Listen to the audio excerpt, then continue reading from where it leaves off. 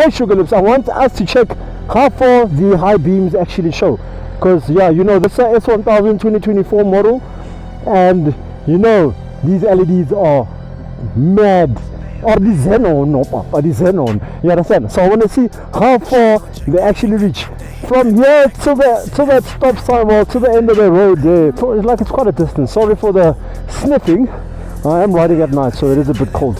Let's see. Oi! So you hit that button right there, like that, and it's quite a few meters. Let me park the bike and let's see how many meters it is from where we were standing. So we're basically standing by the pole. Now I'll check how many meters it is from the pole.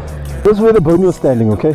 So it's 1, 2, 3, 4, 6, 7, 8, 10, 11, 12, 13, 14, 15, 16, 17, 18, 19, 50, 53, 54, 55, 56, 57, 58, 59, 60, 61, 63, 64, 65, 66, 67, 68.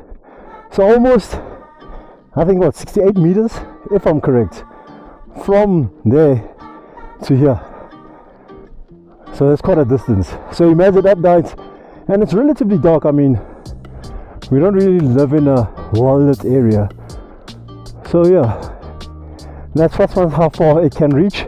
I'm sure it can reach even further. So when riding at night with your beams on, definitely people will be able to see you. Even during the day, I saw it today. Even though this bike is super quiet, but as long as you got your high beams on, people will be able to see you and notice you. Obviously trucks and stuff that are very high, that are much higher than the Boney, will not be able to, but normal cars they should. But you must take it onto yourself to keep yourself safe, to keep your motorcycle safe, and to keep other people rolling with you safe. Still life, baby. Oh, hi, by the way.